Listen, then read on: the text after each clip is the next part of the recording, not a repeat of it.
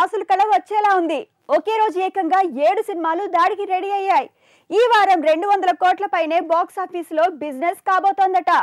అన్ని ప్రయోగాలు యంగ్ హీరోల సాహసాలే ఈ వీక్ కిక్కిచ్చేందుకు వస్తున్నాయి. RX100 ఫేమ్ కార్తికేయ వరుస ఫెయిల్యూర్స్ తర్వాత వస్తున్న మరో movie Raja Vikramarka. Chiranjeevi hit movie title తో తెరకెక్కిన ఈ సినిమా ఈ శుక్రవారం థియేటర్స్ మీద దండెత్తబోతోంది.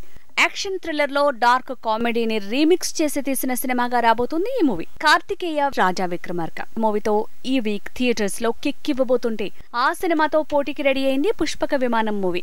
విజయ్ దేవరకొండ తమ్ముడు ఆనంద్ దేవరకొండ హీరోగా తెరకెక్కిన ఈ cinema trailer already hot topic అయింది.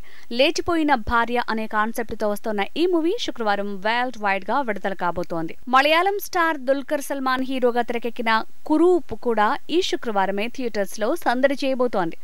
ఏ వారం లేని విధంగా ఒకే రోజు 7 ఎక్స్పెరిమెంటల్ మూవీస్ థియేటర్స్ మీద దండెత్తబోతున్నాయి. అందులో పుష్పక విమానం, రాజా విక్రమార్క, కురూప్ మూడింటి ట్రైలర్స్ హాట్ టాపిక్ అయ్యాయి. ఇక తెలంగాణ ముఖ్యమంత్రి కేసీఆర్ బయోపిక్ గా తెరకెక్కిన మూవీ తెలంగాణ దేవుడు. హరీష్ వడత్య తెరకెక్కించిన ఈ సినిమాలో కేసీఆర్ పాత్రలో కనిపించబోతున్నాడు హీరో శ్రీకాంత్. ఈ మూవీ కూడా 12నే థియేటర్స్ లో సందడి చేయబోతోంది. కన్నడ స్టార్ కిచ్చా సుదీప్ మూవీ కోటికొకడు ఈ శుక్రవారమే రిలీజ్ కాబోతోంది. అలానే ది ట్రిప్ సినిమాతో పాటు 3 రోజెస్ ఫిల్మ్ కూడా ఈ వీకెండే థియేటర్స్ మీద దండెత్తబోతోంది. మొత్తంగా నవంబర్ నెలలోనే ఈ శుక్రవారం 6 డజన్ పైన సినిమాలతో బాక్స్ ఆఫీస్ షేక్ కాబోతోంది.